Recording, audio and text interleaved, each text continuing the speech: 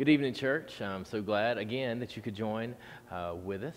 And as we are getting back into Acts, we're going to be in chapter 25. So if you'll turn to Acts chapter 25 there with us. Like I've shared in the past, our students have been going through the book of Acts on Sunday mornings. Last week, we looked at Psalm 37, and the reason for that is we get to chapter 25, and chapter 25 as it is inspired by God. And it gives us great detail. It's kind of setting up for chapter 26 and beyond. And so we'll see that in a second, and I think you'll recognize what I'm talking about. So last week I wanted to take a few minutes and looking at the heart of Paul and how it's really reflected in what he would have learned as a good Jew growing up and holding to the text and what it teaches. And David reflected that in Psalm 37.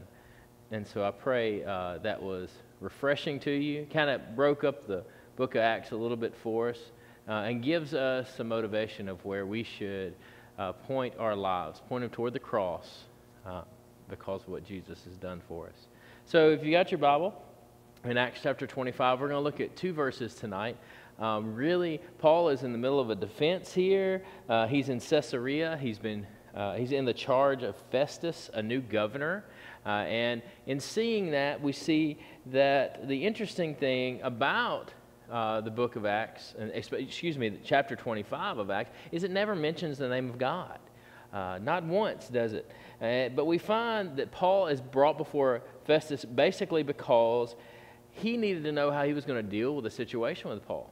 Festus was a newly installed governor there. He had taken over for Felix, which Felix left a lot of things in disarray, not just tending to Paul's case, but Festus had heard of Paul and the dealings that Paul had had with the culture there and people there, and especially Felix. But it sounds like he just wanted to meet Paul and hear the accusations brought against him. And that's a good thing. And I'm glad he went into it with that mind. And we're going to look and see how God continues to work everything out for His glory. So we see here, let's look in Acts chapter 25, verse 10. And this is Paul's defense. I've shared several weeks back how Paul's going to end up giving 5 defenses in between Jerusalem and Caesarea. And here we find another one. And he says in verse 10, he says, "But Paul said, I am standing before Caesar's tribunal, where I ought to be tried. To the Jews I have done no wrong. As you yourself know very well, if then I am a wrongdoer and have committed anything for which I deserve to die, I do not seek to escape death. But if there is nothing to their charges against me, no one can give me up to them. I appeal to Caesar." So this was Paul's defense, and if you read chapter 25 in its entirety, this is after Festus has been basically handed over, given Paul in front of him. And Festus went to Jerusalem. He wanted to get to know the people that he was the governor of, and with this uprising that had just happened, he gets an earful. He gets to hear about what had happened, and he said, "You need to bring Paul back here to be charged here and to go on trial here." And Festus basically says, "Hey, let me go back to Caesarea."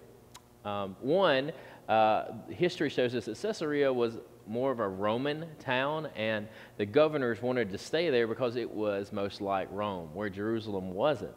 And so everything they were accustomed to, they felt more comfortable there. It probably had a nice palace, nice place for them to stay, and that's where they wanted to be. And so we see Festus here getting out in Jerusalem and meeting these people, but ultimately saying, "Hey, I'm not staying here long. I'm getting back to Caesarea." And what I believe, thinking in his head, "Hey, Paul's in Caesarea. I'll get to talk to him and hear his side of the story." All right, and that's good for all of us to understand. There's two sides to every story, and so it's good to hear both of them. In this case, we see the justice of God being brought out through the people in the situation that Paul is in. So we see Paul here. He's speaking on his own defense, and this is where we see Paul. He doesn't act like Jesus. And what I mean by that is, if you remember when Jesus was on trial, he stayed silent. He didn't speak up and said, "But I am God's son." He could have stood up. He could have spoken. He realistically could have spoken, and if there were shackles on him, they'd have fallen off. He could have walked out of the room with nobody objecting to anything and been on his merry way. But he didn't, because this was to fulfill prophecy. So the context is a little different. In the previous chapter, we talked about how there was things that were reminiscent of Jesus' trial with Paul. But this is the reason that Paul spoke up, because it was a different context. And that's okay. It's good. And really, we have chapter 25 to fill in some important gaps, and it sets us up for what's going to happen in the next couple of weeks in our study. Festus, he'd come into Caesarea to clean up a mess that Felix had left, and how Felix was, as I shared 2 weeks ago, very self-centered in his dealings, in what and how he would have conducted business there. But Festus, he was a Roman to the core. He took pride in being a Roman. Now, I'm not saying he didn't look out for his own well-being, but that wasn't an idol for him. He wanted to succeed and be successful, but he wanted Rome to thrive. And so he truly desired peace in the province that he was over. And Paul, again, God uses his Roman citizenship to play a large part of why Festus didn't turn Paul over to the Jews. He wanted to appease the Jews, but he also wanted to remind them of the power he had as a Roman governor. So when he heard those cries on his visit to Jerusalem of, "Hey, give Paul over to us, let us deal with him, let him be tried here," and again, in his mind, he's, let me hear Paul's side of the story. Because he knew by this time Paul was a Roman citizen. Because, rewind a little bit, we have the tribune there in Jerusalem that sent a letter with Paul to Caesarea. So it was documented how Paul was a Roman citizen, even in just in more recent time. Now, granted, Paul was in Caesarea for 2 years, but this wasn't, hey, I'm not having to track down a birth certificate for Paul. This was a recent document that they had. So he gets back to Caesarea, he meets with the tribunal, and he calls for Paul. And this wasn't saying, hey, he just stopped by the courthouse and said, "Hey, why don't you bring Paul up from jail, let me have a meeting with him." This was a formal deal. For the tribunal to meet, it would what we would think of as formal court. Today, in American context, we have a judge, and he comes out in his robe, or her. So they come out in their robe, and they're presiding over the case. And if it's certain trials, you may have a jury there. And so certain trials, they're not allowed to have people out in the gallery, people sitting there watching. And so in our context, trials look different. And they look different all through time and through different cultures. But for Paul's case here in Caesarea, it would have been a formal event. This tribunal would have been a group of people that would be presiding over the case. And ultimately, the governor had carried a lot of weight and carried say-so over that. But Luke, he goes into detail about the importance of Paul's charges. He also shows how the Jews are unable to prove anything that they've accused Paul of. Being a Roman, it meant that Paul was privileged to be able to use the judicial system they had set up. If he wouldn't have been a Roman citizen, he wouldn't have been privy to so much. But again, we see God at work through the circumstances around Paul, through circumstances that were set in motion. They could have been set in motion they were set in motion way before Paul was born. Again, I shared weeks back, we weren't sure of Paul's Roman citizenship, how it came to be, how his family were Roman citizens. But ultimately, he was born as a Jew into a Roman citizen household. And so he was granted rights that other people weren't granted. But being a Roman, it required more than just this formal court that he got to sit in. It required, if a crime was brought against Paul, there had to be an eyewitness to what had happened for the tribunal to really believe it. And there really wasn't one. They needed an eyewitness. They needed solid, tangible proof against whoever was being tried. And at this point, the Jews could not bring it. But throughout the book of Acts, God uses Paul's Roman citizenship as a shield to protect him. But God also used it as a means of transportation to move Paul. Now, again, think back a couple of weeks, just getting from Jerusalem to Caesarea. He had 470 escorts to get to where he was going. They used infantry, cavalry, they used spearmen, and Luke tells us in great detail, he had 200 of this and 200 of that and 70 of this and all together, and they were escorting one man in the middle of the night to Caesarea. So God used Paul's Roman citizenship not only to protect him, but to get him around the map. And he's not done yet. So God will use circumstances that we don't understand why they're going on or what's happening to continue to further the gospel. And Paul's life is a prime example of that. But as Festus is attempting to appease the Jews, he offers Paul an opportunity to go back to Jerusalem to be tried. And this is where we find verse 10 and 11 where Paul defends himself.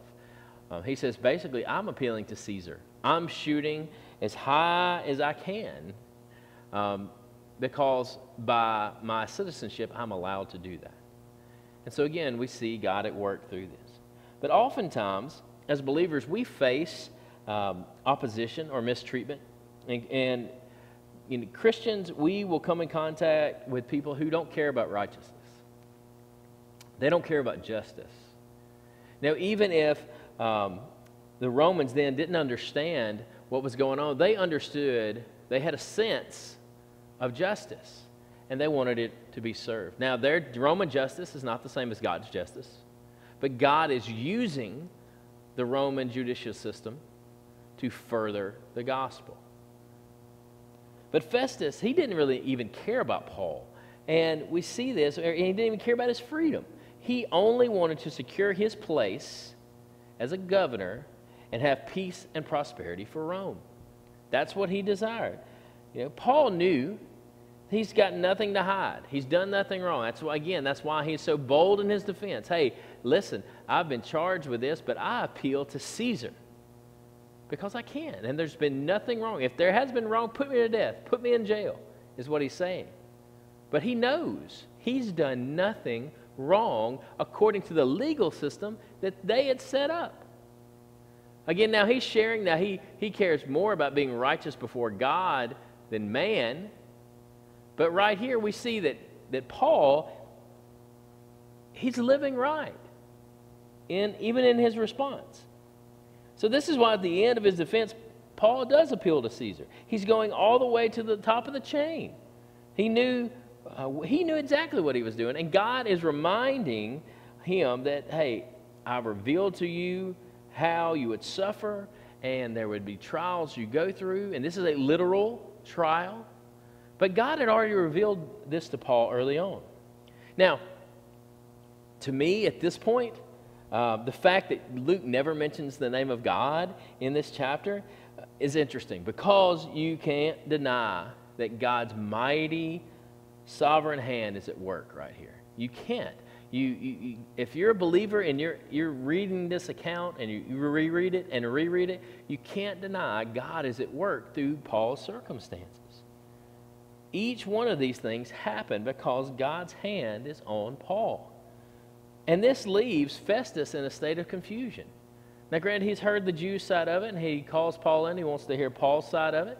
And what we have here is Paul stating his case, and Festus is like, what do I do with this? Where do I go with this? But God was still at work. And in the next half of chapter 25, that kind of takes us to the midway point. The next half of chapter 25, we see a narrative unfold where Paul is going to give his defense to King Agrippa and his sister Bernice.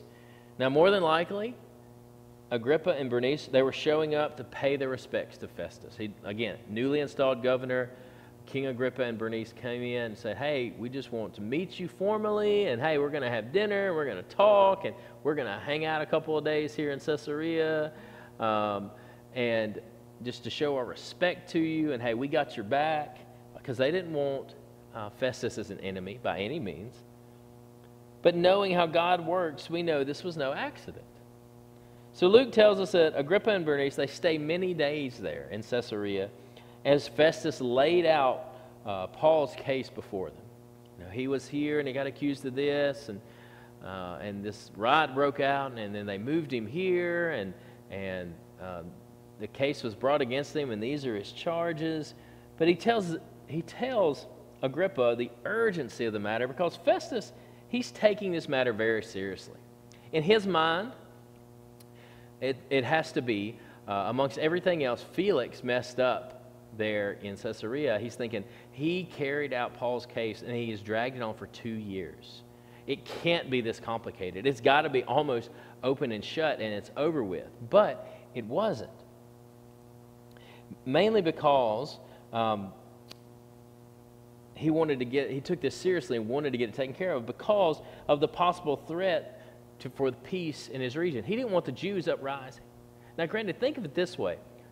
Get this mental picture in your head. An uprising, a riot happens in Jerusalem. Paul's arrested. They're still mad about it. They hadn't quit rioting. They transport him to Caesarea, and he's there with Felix for 2 years. Now, it's hard for me to believe those Jews would have forgotten about it.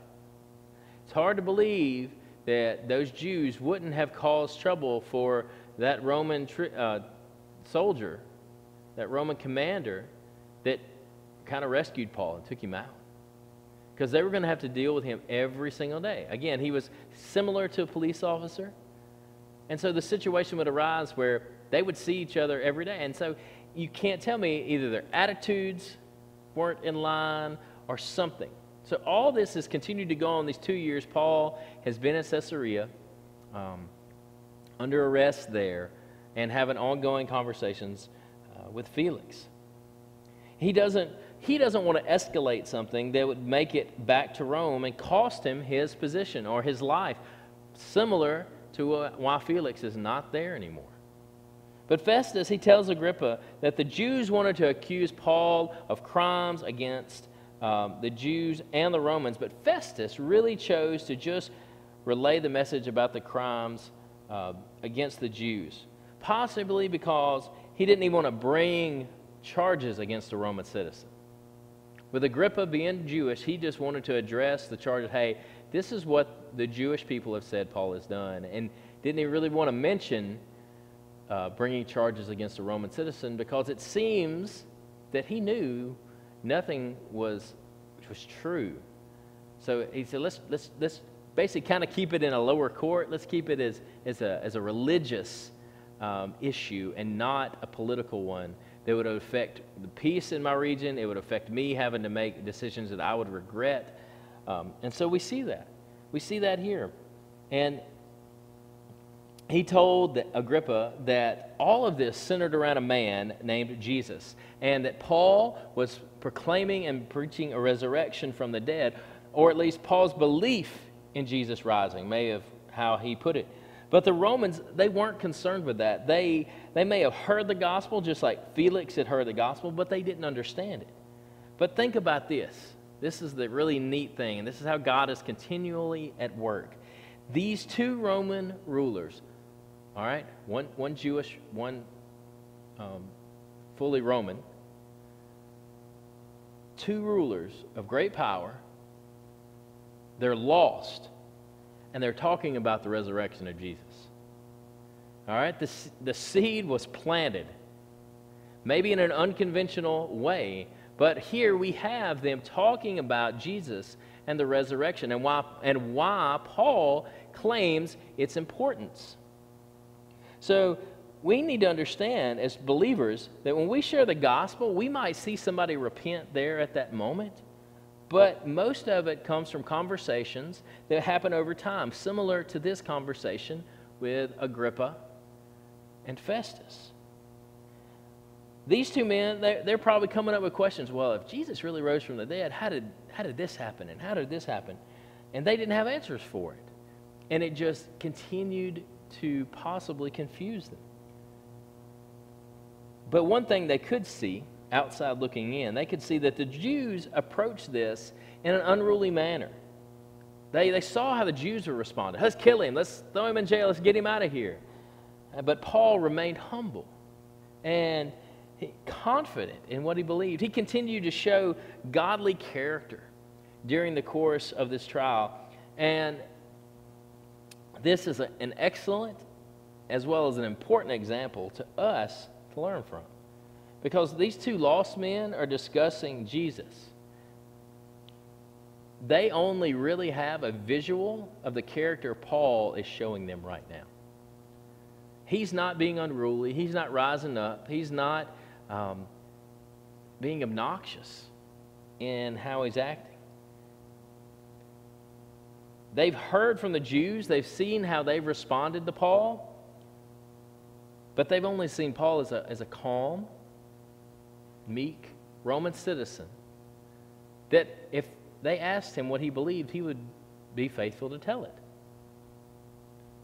And remember, they wanted eyewitnesses. They wanted hard proof if something was to be brought against a Roman citizen.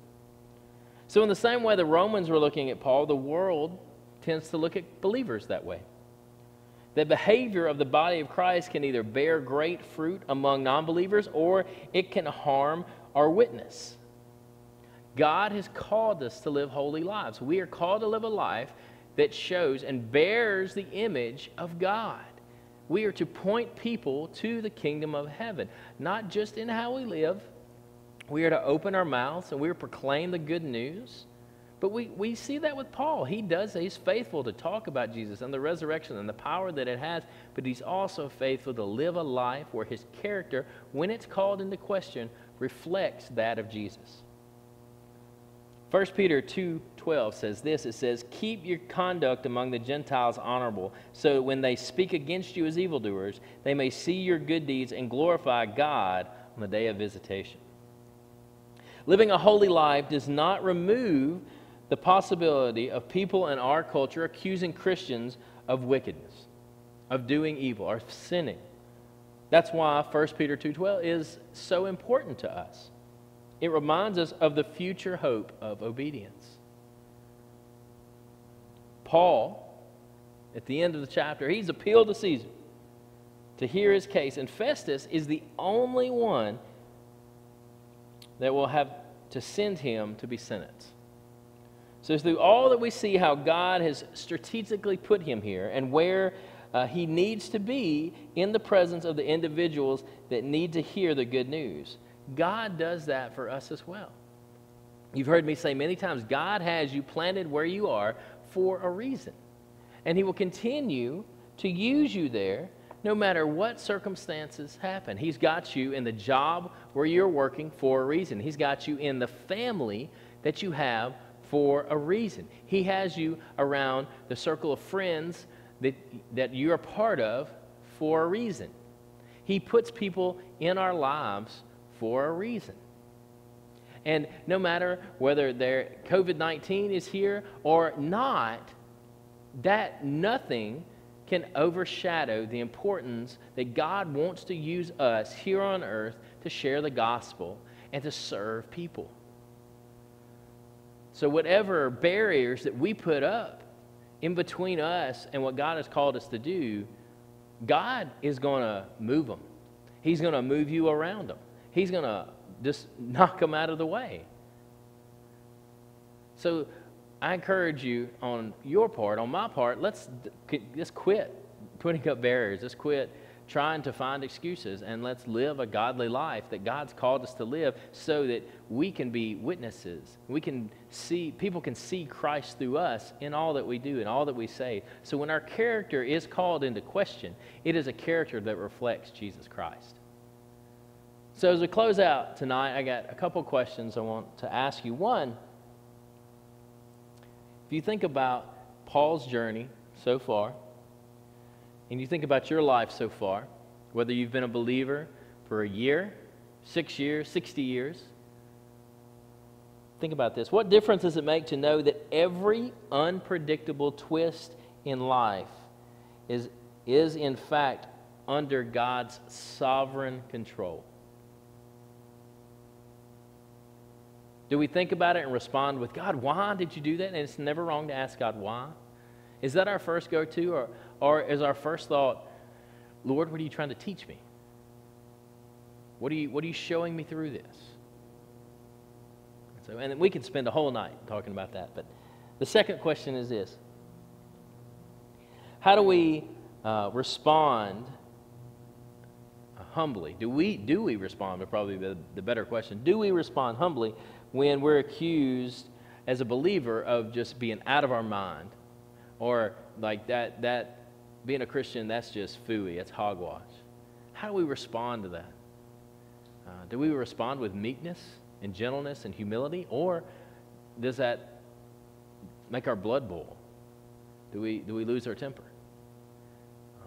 As much as God would, as much as we think God would appreciate us getting zealous and letting that fire us up, God would more appreciate us being like Jesus and being concerned about that person that's bringing the question to the table and what kind of witness we can be to them and again, point them to the cross. So just some things to think about and your response. And so, and like again, chapter 25, it really sets up well the next couple weeks we have left in the study of Acts. So I hope you'll join us again next week, and have a good evening.